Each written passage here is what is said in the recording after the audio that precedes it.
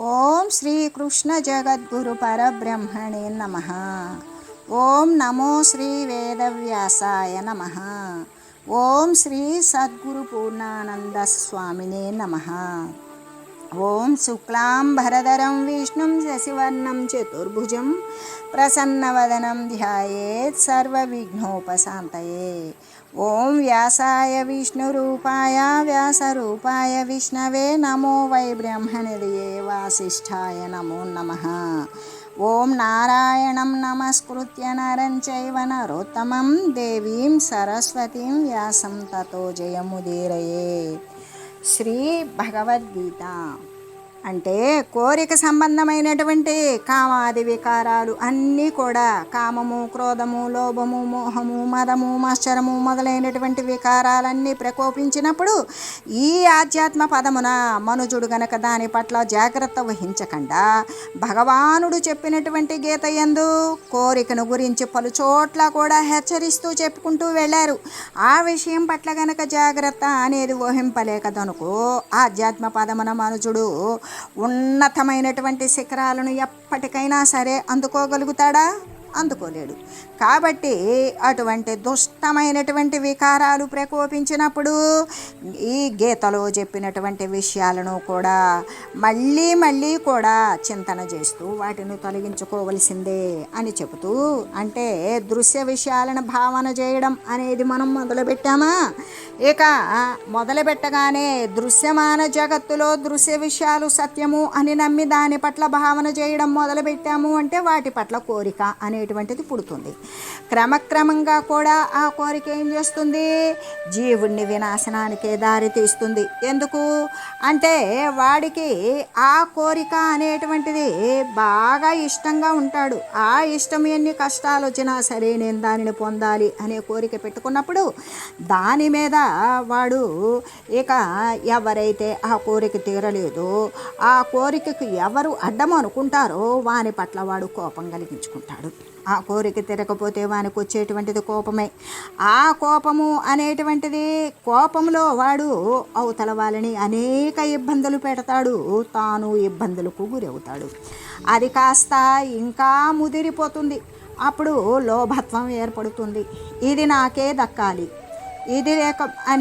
ఇది లేకుంటే నేను ఉండలేను అనేటువంటి, ఇది నాకే దక్కాలి అని ఒక లోభత్వం, ఇది నాకే చెందాలి, నేను ఎట్లయినా దక్కించుకోవాలి అనేటువంటిది, ఎంత నష్టమైనా ఎంత వ్యయ ప్రయాసలైనా నేను దీనిని దక్కించుకోవాలి అనేటువంటిది బలీయమైనటువంటి కోరిక లోభ రూపంలో ఉన్నప్పుడు ఇకప్పుడు మోహము అంటే అది లేకపోతే నేను ఉండలేను, అది ఉంటేనే నేను ఉండగలను, దాని పట్ల నాకు పూర్తి ఆసక్తి ఉన్నది, అది లేకపోతే నేనేమి సాధించలేను, నేను బ్రతకలేను అనేటువంటి మోహాన్ని పెంచేసుకుంటాడు. అతిశయిల్లిపోతుంది మనకి.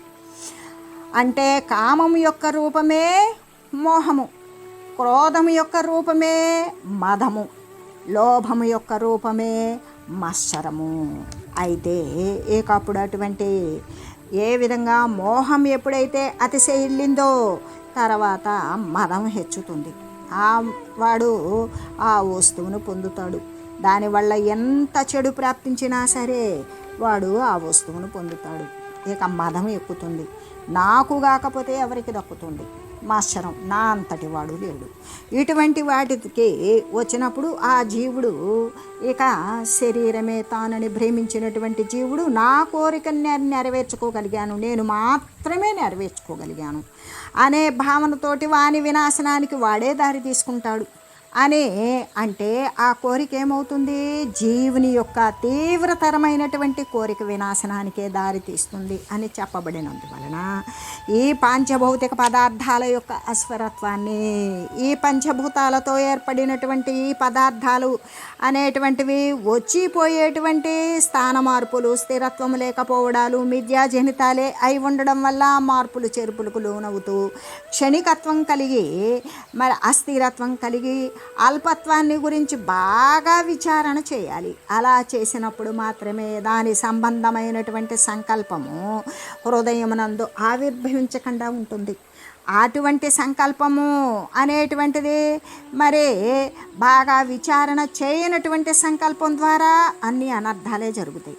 బాగా విచారణ చేసి ఈ దృశ్యమాన వస్తుతతి యొక్క పాంచభౌతిక నిర్మితమైనటువంటి వస్తువుల పట్ల ఉన్న అల్పత్వము అస్థిరత్వాన్ని గురించి తెలుసుకొని దాని సంబంధమైనటువంటి సంకల్పము కనుక ఇక ఏ విధంగా ఉంటుంది అంటే అది అస్థిరమైనటువంటి దానిని గురించి హృదయమున ఏమాత్రము కూడా కోరిక అనేది పుట్టనే పుట్టదు. అలా ఆవిర్భవింపకుండా చేయటం కానీ, లేకపోతే ఒకవేళ ఆవిర్భవించిన వెంటనే మళ్ళీ కోరిక పుట్టిన వెంటనే కూడా దానిని ఆ క్షణమందే పెకలించి వేయటమో చేసేయాలి. ఎందుకు? విచారణ అనేది పటిష్టంగా లేకపోతే మళ్ళీ ఆ కోరిక పుడుతుంది. విచారణ ఎప్పుడైతే కొనసాగింపులో ఉంటుందో ఆ కోరిక పుట్టదు. ఒకవేళ అప్పుడప్పుడు గుర్తు వచ్చినప్పుడు విచారిస్తూ ఉంటే ఒకవేళ మళ్ళీ కూడా జగత్ సంబంధమైన వస్తుతతి పట్ల పుట్టినటువంటి కోరిక పుట్టగానే దానిని వెంటనే కూడా పెకలించి వేయాలి అంటే అదేం వస్తువా? పెకలించి వేయలేం. దానిని గురించి విచారించాలి. అది ఎంత అస్థిరత్వము, ఎంత నీచత్వము, ఎంత దుర్బలత్వము, ఎంత అల్పత్వము, అది వచ్చిపోయే స్థితి కలిగినది, మిథ్యాజనితమైనది, అస్థిరమైనది, క్షణికప్రాయమైనది. అటువంటి దానిని గురించి ఇంత మరి విలువైనటువంటి కాలాన్ని వ్యయం చేసుకోవాలా? అసత్య వస్తువును మరి ఆసరా చేసుకోవాలా అనేటువంటి సత్య సంబంధమైనటువంటి విచారణ ద్వారా వాడు ఎప్పుడు కోరిక కలిగిందో దానిని నిర్మూలించుకోగలుగుతాడు అని చెబుతూ శక్నోతి హైవయస్సోడుం ఫ్రాక్చరీర విమోక్షణాత్ కామక్రోధోద్భవం వేగం సయుక్త సుఖీ నరః. మనకి కర్మ సన్యాస యోగంలో 23వ శ్లోకంలో చెప్పిన విధంగానే ఈ శరీరం యొక్క వియోగానికి పూర్వమే అంటే ఈ శరీరాన్ని వదిలివేయడానికి ముందే, శరీరము అనేటువంటిది వచ్చేదేంటి? శరీరమే. పోయేది శరీరమే. ఉత్పన్నమైంది దేహమే. పోయేది నశించేది దేహమే. కాబట్టి ఈ శరీరం వచ్చింది కదా, ఇప్పుడు ప్రతి ఒక్కరం శరీరంలోనే ఉన్నాం కదా. ఈ శరీరం వదలకముందే మనం ఏం చేయాలి? కోరిక లేకుండా చేసుకోవాలి. కోరికే లేకపోతే కోపం ఉత్పన్నం అవ్వదు. ఎందుకు? కోరిక ఉండి కోరిక ప్రకారం ఆ యొక్క వస్తువును సిద్ధి పొందకపోతే మనకి కోపం అనేది వస్తుంది. కానీ కోరికే లేకపోతే తత్సంబంధమైనటువంటి కోపము, లోభము, మోహము, మదమత్సరాలు అనేటువంటి దుర్గుణాల యొక్క వేగం ఏదైనా ఉంటుందా? అస్సలు ఉండదు. అంటే ఈ శరీరం యొక్క పతనం కాకమునిపే ఈ కామము, క్రోధము, ఈ కోరిక సంబంధమైనటువంటి కోపము మొదలైనటువంటి దుర్గుణాల యొక్క వేగాన్ని, ఆ దూకుడిని ఎవడైతే అరికట్టగలుగుతాడో అంటే కామమే కోరికే లేనటువంటి వాడు నిజంగా సుఖవంతుడు, వాడే కదా ముక్తుడైనటువంటి వాడు అని చెబుతూ ఏమని గీతాచార్యులు ఈ విధంగానే తెలియజేశారు. కాబట్టి కోరిక ఉదయించగానే ఎప్పుడు ఎవరికి ఏ వస్తువు పట్లయితే కోరిక అనేటువంటిది కలిగిందో అది కలగకనే ఉండాలి విచారణ చేసినటువంటి వానికి. ఒకవేళ విచారణ తత్వోపచారణ అనేటువంటిది బలహీనపడిందా కోరిక అనేది ఉత్పన్నమవుతుంది. ఆ కోరిక అనేటువంటిది గబక్కన ఎప్పుడైతే వచ్చి ఉత్పన్నమైందో, కామము అనేటువంటిది ఎలా ఉదయించిందో అది ఉదయించగానే ఇది జీవితానికి గొప్పదైనటువంటి అనర్థాన్ని తెచ్చిపెట్టేటువంటి వస్తువే అనే గమనిక ఉండాలి. ఆ గమనిక కూడా ఎవరికి ఉంటుంది? ఎవరైతే సత్య వస్తువుని అంటి ఉండాలని ఆసక్తి కలిగినటువంటి సాధకునికి మాత్రమే కదా ఇటువంటి తెలివి. మళ్ళీ వెనువెంటనే కోరిక ఉదయించకనే ఉండాలి. ఒకవేళ ఉదయించినప్పటికీ కూడా అప్పుడు వానికి అటువంటి జాగరూకత కలుగుతుంది. ఏమని? ఇప్పుడు నాలో ఈ కోరిక పుట్టింది, ఈ కోరికను అనేటువంటిది ఎటువంటిది? జీవితానికి ఇది గొప్ప ప్రమాదాన్ని, అనర్థాన్ని తెచ్చిపెట్టేటువంటి వస్తువు. అంతేకాదు మోక్ష సుఖము నుండి కూడా ఏదైతే మోక్షము అనబడేటువంటి శాశ్వతమైనటువంటి పరమాత్మ పదం నుండి కూడా ఇది జీవుణ్ణి చాలా దూరం తీసుకొని వెళ్ళిపోతుంది. కాబట్టి ఈ కోరిక అనేటువంటిది పుట్టగానే తనకి ఇవన్నీ గుర్తు రావాలి. ఇది జీవితానికి గొప్ప ప్రమాదాన్ని తెచ్చిపెట్టే వస్తువు అని గుర్తించాలి. అంతేకాదు మోక్షము అనేటువంటి నిర్వాణ సుఖము నుండి కూడా జీవుణ్ణి తీసుకెళ్ళి దూరంగా ఎక్కడికో వదిలిపెట్టేస్తుంది అనేటువంటి విషయాన్ని అయినా సరే నిశ్చయించాలి. నిశ్చయించినప్పుడు ఏం చేస్తాడు? దానిని ఎట్లయినా సరే, దేనిని, ఏ కోరికను పొందాలి అనే కలిగినటువంటి ఉత్పన్నమైనటువంటి కోరిక కామం అనేది ఉన్నదో దానిని ఎట్లయినా సరే తన యొక్క హృదయ స్థానము నుండి, హృదయ క్షేత్రము నుండి కూడా దూరం చేసేయాలి. అంటే శత్రువు గనక పక్కనే ఉన్నాడనుకో ఎంత హాని కలుగుతుందో కదా. ఎందుకు? వాడు ఏ సమయంలో ఎప్పుడు ఏ విధంగా మన యొక్క ఆదమరుపు చూసి మనల్ని ఏమి చేస్తాడు. అందుకు కాబట్టి శత్రువు ప్రక్కనే ఉంటే ఎంత హాని మనకి. మనం సరిగా తిండి తినలేం, నిద్రపోలేం, కుదురుగా ఉండలేం, శాంతిగా ఉండలేం. ఎప్పుడు హాని వస్తుందో తెలియదు, కంగారు ఇదంతా ఉంటుంది. కాబట్టి ఇక్కడ శత్రువు అనేటువంటిది ఇక్కడ మనం దేనిని గురించి పోల్చి చెప్పాం? కామము అనేటువంటి శత్రువు ఉన్నది. ఆ కోరిక అనేటువంటి శత్రువు వలన అంత హాని అనేది చేకూరుతుంది. అంతర్గతంగా ఎప్పుడైతే హాని చేకూరుతుందో అంత హాని అంటే సర్వము నశింపజేస్తుంది. అటువంటిది కాబట్టి దానికి ఏమాత్రము కూడా కోరిక అనేటువంటి దానికి అస్సలు స్థానం కల్పించకూడదు. అంటే ఏమాత్రము ఆశ్రయం అనేది ఇవ్వకూడదు అని భగవానుడు గీత యందు పదే పదే కూడా తెలియజేశాడు అని చెబుతూ, అంతేకాదు త్రివిధం నరకస్యేదం ద్వారం నాశనమాత్మనః కామక్రోధస్తదా లోభస్తస్మాదే తత్రయం త్యజేత్. దైవాసుర సంపద్విభాగ యోగము 16లో 21వ శ్లోకంలో చెప్పినట్లుగానే కామము, క్రోధము, లోభము ఈ మూడు కూడా ఏంటవి? నరక ద్వారాలే. కామ సంబంధమైనదే మోహము, క్రోధ సంబంధమైనదే మదము, లోభ సంబంధమైనదే మాశ్చరము. కాబట్టి ఆ 6 3 అవుతాయి. ఈ 3 కూడా ఒకటే అవుతుంది. ఏంటది? కామము, క్రోధం. ఈ కోరిక లేకపోతే కోపము రాదు, లోభము ఉండదు. కాబట్టి ఈ కామ, క్రోధ, లోభాలు అనేటువంటి ఈ 3 కూడా నరకానికి వాకిళ్ళు లాంటివి. అవి జీవునికి వినాశాన్నే కలుగజేస్తూ ఉంటాయి. అంటే కోరికే ఉత్పన్నం కాలేదనుకో అసలు ఇంకక్కడ కోపానికి తావుండదు. కోపమే లేకపోతే లోభత్వము ఉండదు. కాబట్టి వాటిని త్యజించి వేయాలి, వాటిని వదిలివేయాలి అని భగవానుడు హితవు తెలియజేస్తూ ఉన్నాడు. కాబట్టి ఎంత గొప్పదైనటువంటి హెచ్చరిక చేశారు మనకి. ఎల్లవేళలా జాగరూకతతో ఉండండి, కోరికను లోపల జొరబడనివ్వకుండా ఉండండి, ఈ అరిషడ్వర్గాలను అరికట్టండి. ప్రధానమైనటువంటి శత్రువు కామము. ఈ కోరికను వదిలివేయండి. వదిలివేయను చేతగానప్పుడు పారమార్థిక చింతతో పరమాత్మనే ఆశ్రయించండి. ఏ యొక్క కోరికల యొక్క బృందం ఏదైతే ఉన్నదో, ఆ కామక్రోధ అరిషడ్వర్గాల యొక్క బృందం ఏదైతే ఉన్నదో అదంతా కూడా అసత్యమైనటువంటి వస్తుస్థితి కోసమే ప్రేలాపన జరుగుతూ ఉంటుంది. ఆ వస్తువే అస్థిరమైనప్పుడు వీటి యొక్క రాక అవసరమా? కాబట్టి ఆ అస్థిర వస్తువుని ఏమాత్రము కోరకుండా ఉంటే వీరంతా కూడా ప్రవేశించడానికి అవకాశం లేదు కదా అని చెబుతూ ఎటువంటి హెచ్చరిక చేశారు? కోరిక ఉదయించినప్పుడల్లా కూడా ఇటువంటి భగవానుడు తెలియజేసినటువంటి మాటలను బాగా జ్ఞాపకం చేసుకోవాలి అని చెబుతూ, అందుకే జహిశత్రం మహాబాహో కామరూపం దురాసనం. ఓ మహాబాహు అయిన అర్జున, భయంకరమైనటువంటి ఈ కామము అనేటువంటిది ఉన్నది కదా, ఈ కోరిక అనేటువంటి శత్రువుని జయించి వేయు, వినాశము చేయు అని చెబుతూ, కామము అనేటువంటి శత్రువు గనక దాడి చేసినప్పుడు, ఒకవేళ కోరిక అనేటువంటి శత్రువు మనపై దాడి చేసింది, అప్పుడు మనం గీతావాక్యాలు అనేటువంటి అస్త్రాలను శస్త్రాలను పట్టుకోవాలి. ఆ గీతావాక్యాలు అనబడేటువంటి విషయాల ద్వారా వాటిని ఎదుర్కొని హతమార్చాలి. ఎందుకు అంటే ఇక్కడ ఆయుధాలు లేనటువంటి వాడు శత్రువుని సమీపించగలుగుతాడా? ఎప్పటికీ దగ్గరకు పోలేడు.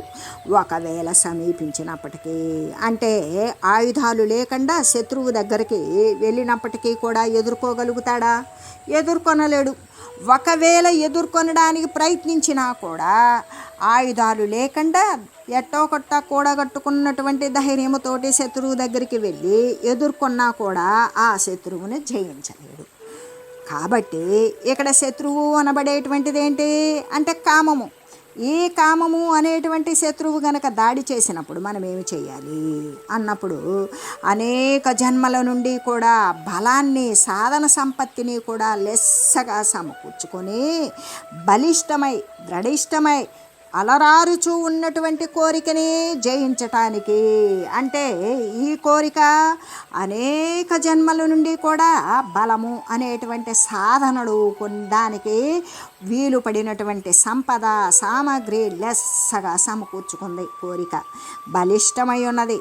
శరీరానికి ఉపాధికి కూడా బలపడుతూ బలిష్టమై, దృఢిష్టమై, దృఢమై కనబడుతూ ఉన్నటువంటి ఈ కోరికను జయించడానికి సాధకుడు ఏం చేయాలి అంటే, సాధకుడు గీతావాక్యాలను మళ్ళీ మళ్ళీ పఠనం చేయాలి, మననం చేయాలి. ఉపనిషత్ వాక్యాలను గుర్తు తెచ్చుకోవాలి. ఇతరమైనటువంటి సత్శాస్త్రాల యందలి సత్తును గురించి, శాశ్వత పరమాత్మతత్వాన్ని గురించి తెలియజేసేటువంటి శాస్త్రాలలో ప్రమాణాలు మొదలైనటువంటి ఆయుధాలను సమీకరించుకోవాలి. ఆ ఆయుధాలతోటి వాడు సర్వసన్నద్ధుడై ఉండాలి.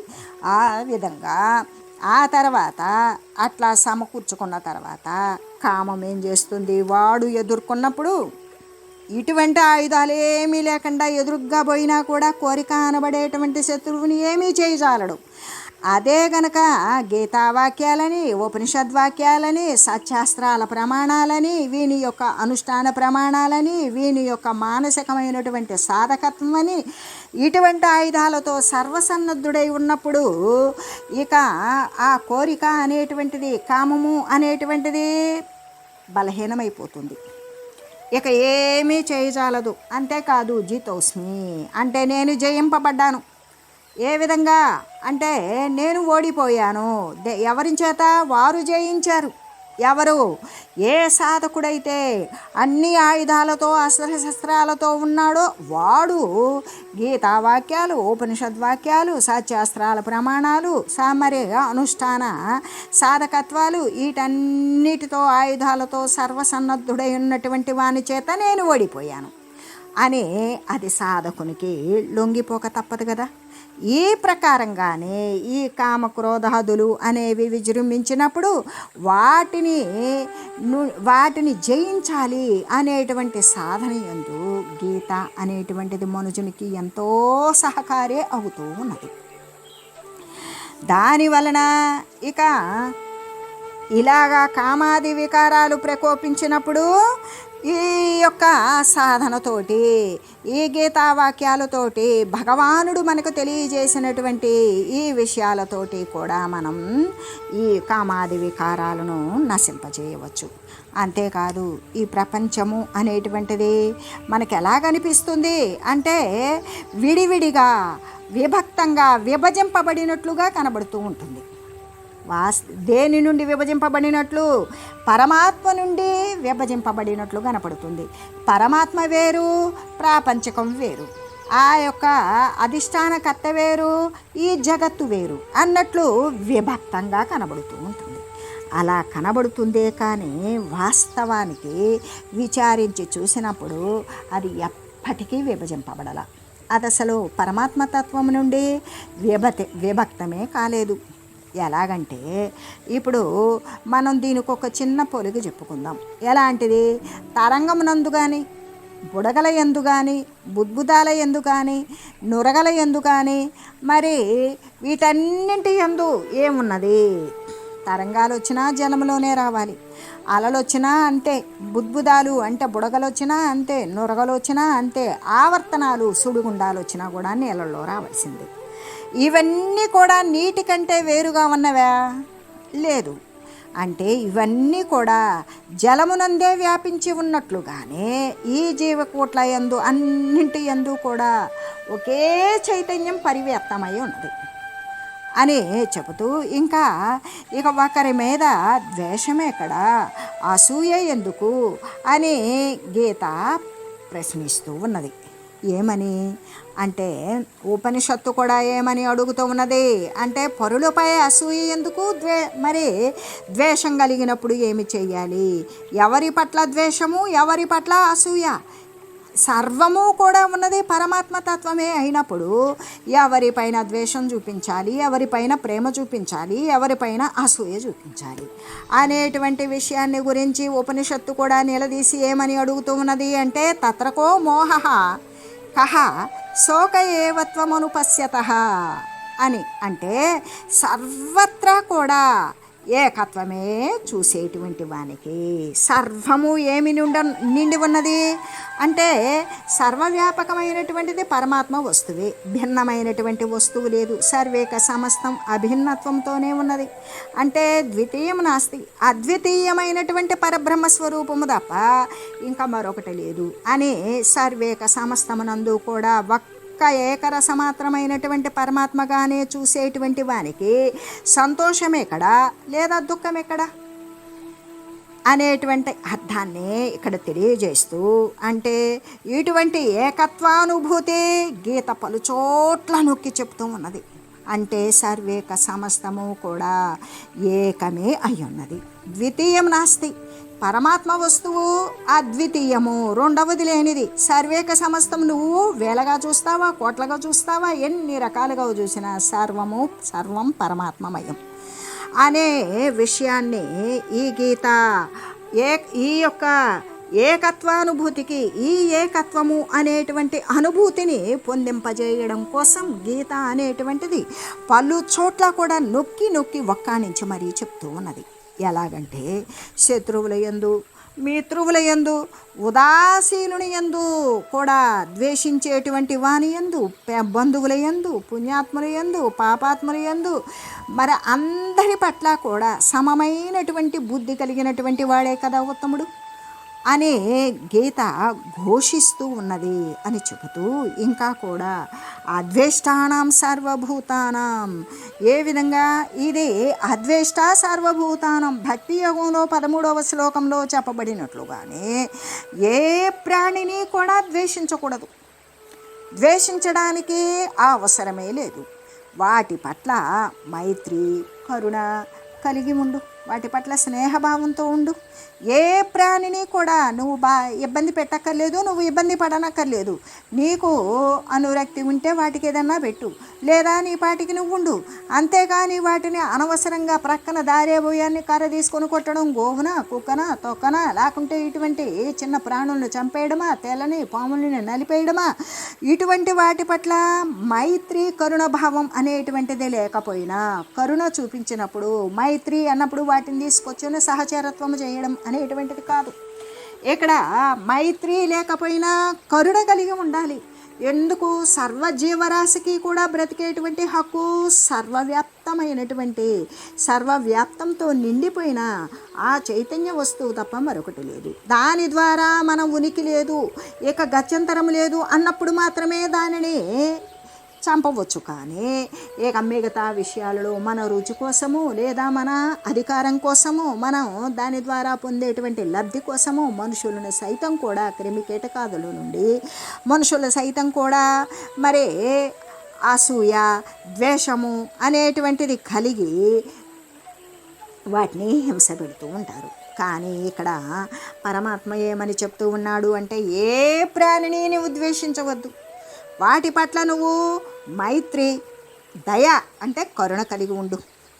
అట్లా కలిగి ఉన్నటువంటి వాడు మాత్రమే నా భక్తుడు, అంటే వాడు నన్ను నమ్మినవాడు, నన్ను అనుసరించేటువంటి వాడు అని శ్రీకృష్ణమూర్తి ప్రకటించి ఉన్నారు. అంతేకాదు నీలాగానే ఇతరులను కూడా చూసుకో, మమాత్మ సర్వభూతాత్మ.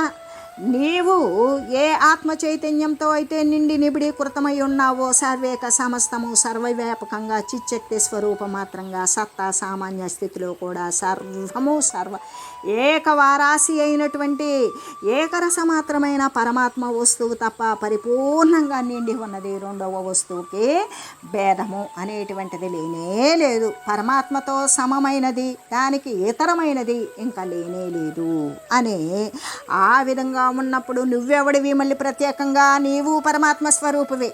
ఆ విధంగా నువ్వు పరమాత్మవే అయినప్పుడు నీ చుట్టూ ఉన్నటువంటి ఇతరులు కూడా పరమాత్మ స్వరూపమే. ఆ విధంగానే చూసుకో అనేటువంటి విశాలమైనటువంటి సిద్ధాంతాన్ని ప్రతిపాదించారు కదా. సర్వుల యందు కూడా ఆత్మ ఒక్కటే అయి ఉన్నది. కాబట్టి ఒకరిని ద్వేషించినట్లయినా అంటే సర్వములో ఏమి నిండి ఉన్నది? ఆత్మయే నిండి ఉన్నది. ఆత్మతోనే పరిపూర్ణమై ఉన్నటువంటి ఉపాధులు. కాబట్టి ఒకరిని ద్వేషించినట్లయితే తనను తాను ద్వేషించుకున్నట్లే. ఎందుకు? సర్వం ఆత్మమయం అన్నప్పుడు తన యందు ఆత్మే ఉన్నది, ఇతరుల యందు కూడా ఆత్మే ఉన్నది. ఇతరులు నిందిస్తే తనలో ఉన్న ఆత్మను తాను నిందించుకున్నట్లే కదా. అనే ఒకరిని నిందించినట్లయితే తనను తాను నిందించుకున్నట్లే అవుతుంది కదా.